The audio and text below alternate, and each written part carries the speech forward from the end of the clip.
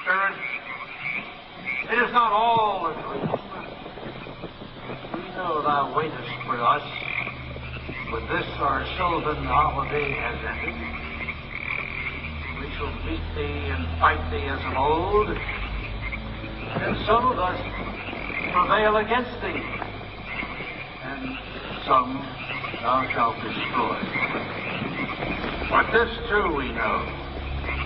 Year after year within this happy grove, our fellowship bans thee for a space. Thy malevolence which would pursue us here has lost its power under these friendly trees. So shall we burn thee once again this night, and the flames that eat thine effigy, we shall read the sign, Midsummer sets us free. He shall burn me once again.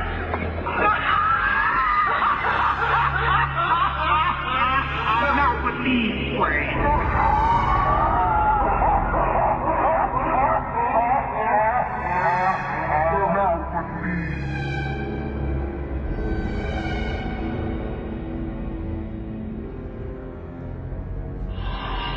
Begone, dull care. Fire shall have its will of thee. Begone, dull care. And all the winds make merry with thy doubts. Fill fellowship's eternal flame. Once again, midsummer sets us free. What do you want me to talk about? Yeah. A fraud? No, it wasn't a fraud, but I'll be glad to talk to you if you'll shut up and let me talk. And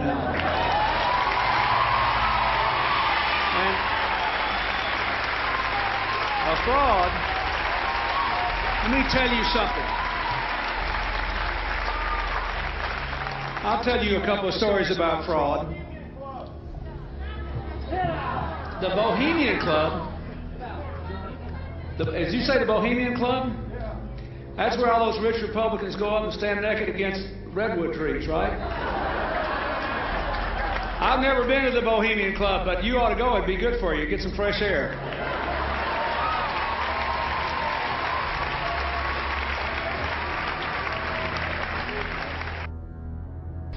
Sir. First, also, were you a member of Skull and Bones from college in Bush? Were you in the same secret society? That's all right. Let me answer his question. Whoa. Is anybody? Help me! Help! Chase me! I can't do anything! Ow! Ow! Shit!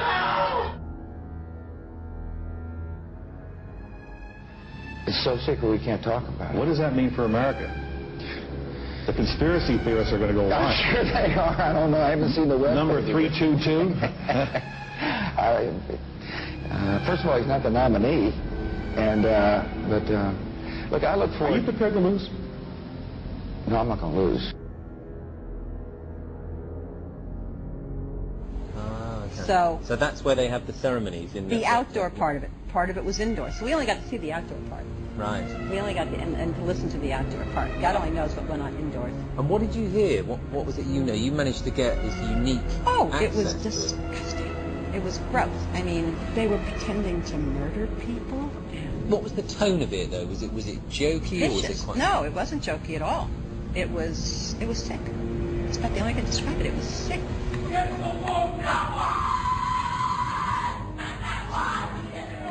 What you're hearing is the first recording ever made of the Skull and Bones initiation ceremony. It has never been broadcast before.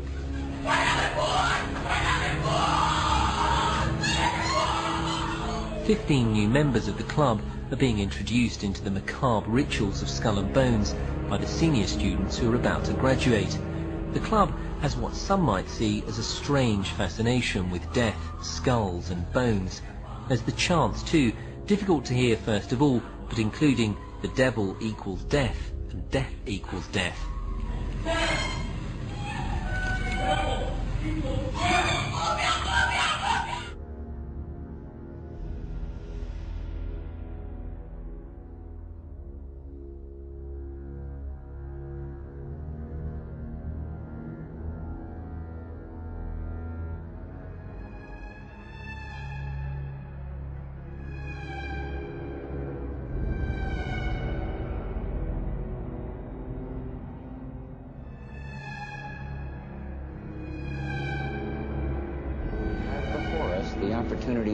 forge for ourselves and for future generations a new world order, a world where the rule of law, not the law of the jungle, governs the conduct of nations. When we are successful, and we will be, we have a real chance at this new world order.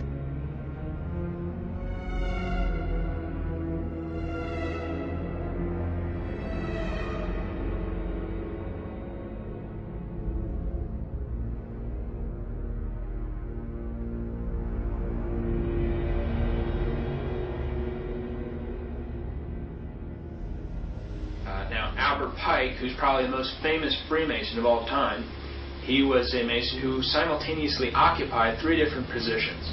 He was the head of Washington, D.C. Masonry, he was the head of American Masonry, and he was the head of World Masonry. Albert Pike wrote the book Morals and Dogma. It was published in 1871, and is used in all Scottish Rite initiations to explain the crass philosophy. It's been called the most important book of Freemasonry. It's been called the Bible of Freemasonry, and it's given to every 4th degree Mason, this book. And it's also recommended in every issue of the Scottish Rite Journal. Each month it recommends to get and read Morals and Dogma. Albert Pike says in Morals and Dogma, quote, "The Mason is familiar with the doctrine that the Supreme Being is a center of light." And what is this light that the Masons are talking about? The answer can be found on page 321 of Morals and Dogma by Albert Pike. Quote, "Lucifer, the light bearer, Lucifer, the son of the morning, is it he who bears the light? Doubt it not," end quote. And on page 324 he repeats the thought. He says, quote, "A devil, the fallen Lucifer, or light bearer." He identifies Lucifer as being the devil. And it's you may repeat it to the brethren of the 32nd, 31st, and 30th degree. The Masonic religion should be, by all of us initiates of the high degrees, maintained in the purity of the Luciferian doctrine. Yes, Lucifer is God, and the true and pure religion is the belief in Lucifer, end quote. These are men who are extremely super high-level occult masters who are selected, each one of them, to reign over a continent. These men, in return, report to a group that's called the Seven. And these 7 are very, very powerful fallen angels. They're what the Bible calls principalities. And they, in turn, report to the great architect of the universe, Lucifer himself.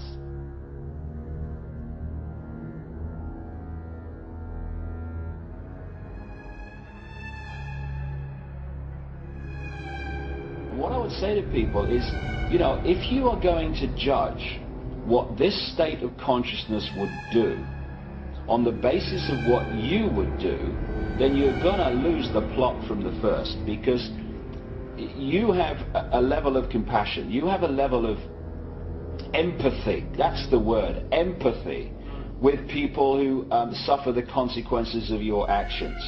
That empathy is what balances out your behavior towards someone else, because you have empathy with the consequences for them. You remove that empathy, and this controlling consciousness has no empathy, not even with itself, never mind its victims and its targets, because they are as ruthless with each other as they are with the human race. You take away that empathy, and there are no fail-safe mechanisms to block extreme behavior.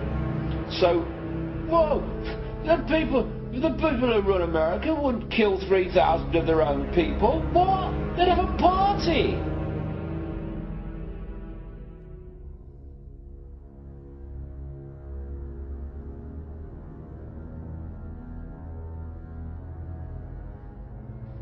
You know, who knows if he's hiding in some cave or not. We hadn't heard from him in a long time. And the idea of focusing on one person really indicates to me people don't understand the scope of the mission. Terror is bigger than one person. And he's a person who's now been marginalized. His network is, his host government has been destroyed. He's the ultimate parasite who found weakness exploited it, and met his match. He is, you know, as I mentioned in my speech, I do mention the fact that this is a fellow who is willing to commit youngsters to their death, and he himself tries to hide, if in fact he's hiding at all. So I don't know where he is. Nor do, you know, I just don't spend that much time on him.